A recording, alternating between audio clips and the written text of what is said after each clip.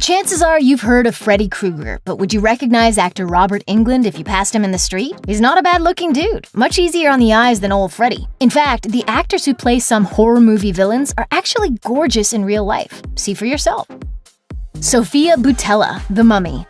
It was supposed to kickstart an all-new cinematic universe, but 2017's The Mummy unraveled pretty quickly. It got off on the right foot when Sofia Boutella was introduced as Princess Amanette, but in the end, this reboot simply wasn't as fun as the 1999 Brendan Fraser version. Part of the problem may have been the lack of the Mummy herself, with Boutella's screen time paling in comparison to her co-star Tom Cruise. Everybody's been telling me this morning how scared they were, and it made me so happy. Yeah, well. The Mummy's negative reviews and poor box office numbers left the future of the dark universe in doubt, but for all the bad press, Boutella's dedication to the project was never in doubt. In fact, the Algerian actress just so happened to be a huge fan of Universal's classic monster movies growing up. She told The Independent, "If you look at the original ones, they're interesting, profound metaphors." Before The Mummy, Boutella was a backup dancer for Madonna and Rihanna, and she has appeared in other films such as Kingsman, The Secret Service, and Atomic Blonde.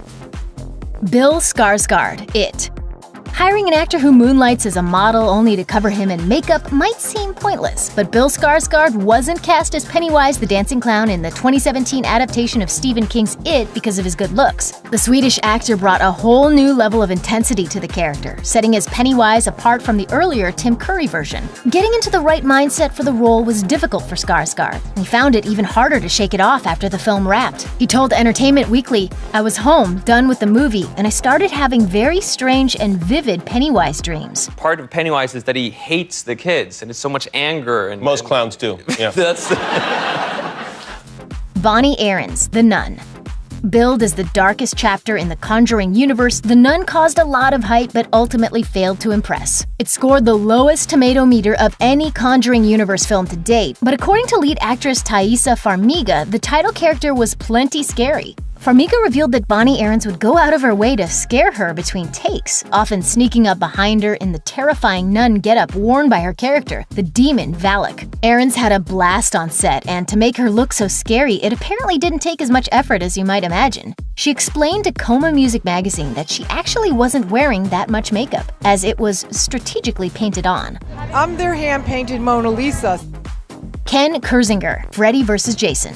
Man Mountain Ken Kirzinger once played college football for the University of British Columbia, but he decided to get into stunt work after suffering a bad knee injury. He secretly hoped his stunt performances would lead to him being discovered, but he had no idea his very modest involvement in the Friday the 13th franchise would cause such a ruckus. The actor has admitted that his favorite role is horror icon Jason Voorhees. He first donned the hockey mask in 1989's Jason Takes Manhattan as a stunt double and also appeared in that film as one of Jason's victims. He banked his stuntman checks and forgot all about the character until he was offered the chance to play him for real. As far as being afraid of it, I mean, you got to remember I'm a stuntman, so I'm used to doing stuff that's a little iffy.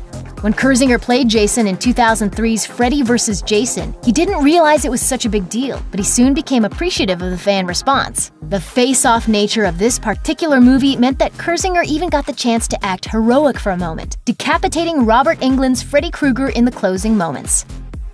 Bonnie Morgan, Rings. A young DeVay Chase played creepy girl Samara in 2002's The Ring and appeared in 2005's The Ring 2 via archive footage. But the majorly creepy stuff in the sequel came courtesy of contortionist Bonnie Morgan. The studio initially intended to use special effects for some key Samara scenes, but the stunt coordinator was a friend of Morgan's and suggested they use her instead. Speaking of one iconic scene, Morgan told Bloody Disgusting, "The spider walk originated on my living room floor and we shot some footage of it, and the director could not have been more excited with the result." The work Morgan did on The Ring 2 led to her getting the part full-time when an unexpected sequel was greenlit years later. A decade had passed since the last movie, and Morgan had almost given up any hope of reprising the role, but she was back at her bendy best in 2017's Rings. 41, 42, 43, 44, contact lenses, and the wig. 45 appliances. But who's counting, right? Paul T. Taylor, Hellraiser, Judgment. He had 0 lines, but Paul T. Taylor was still thrilled to make his big screen debut in Robert Rodriguez's neo-noir classic Sin City in 2005. More bit parts followed, but Taylor was forced to put his career and life on hold after he was diagnosed with hepatitis C. The disease became hard to deal with, and Taylor succumbed to depression. Thoughts of taking his own life began to cross his mind, but before he had a chance to do anything drastic, a new drug helped Taylor recover. He started auditioning again, and one day he received a script simply titled Judgment. As a Hellraiser fan, he saw through the ruse. From the first line, Taylor knew that this was a Hellraiser movie. He ended up being offered the role of Pinhead after the legendary Doug Bradley refused to reprise the role. Sherry Moon Zombie, Lords of Salem. Sherry Moon Zombie and her husband Rob Zombie have collaborated on a handful of horror movies over the years, the first of which was 2003's House of a Thousand Corpses. This shameless throwback to the exploitation films of the 1970s was truly disturbing, and Sherry Moon stole the show as the crazed baby Firefly. She reprised the role in 2005's The Devil's Rejects. This disturbing sequel places Baby right at the center of the carnage. Zombie was essentially playing a psychotic version of herself, so there wasn't much of a physical transformation needed. But that wasn't the case when the married couple worked together again on 2012's Lords of Salem. Zombie stars as a recovering drug addict who falls in league with the devil after becoming involved with a coven of witches. For the role, she agreed to have her hair in dreadlocks and sit through the application of several fake tattoos, not to mention some intricate face paint. There was only one actor that had a nervous breakdown when new pages arrived. Right. Me? No, no, well, yes, you. Jonathan Breck, Jeepers Creepers. It's not uncommon for horror sequels to arrive suddenly out of the blue. With that in mind, Jeepers Creepers 3 was released in 2017, more than a decade after the first two. It took place between the events of the first 2 films, with Jonathan Breck returning to play the villainous Creeper. The original Jeepers Creepers divided critical opinion upon release, but quickly gained a cult following, with the Creeper catching the imagination of horror fans. According to the man underneath the makeup, his entire transformation takes between 3 and 5 hours. The only parts of himself that he can see when he looks in the mirror during the makeup application are his eyes, but he's far from uncomfortable in the Creeper getup. It's really great to watch the process. It's a layering process. By the time they're done, I am somebody else.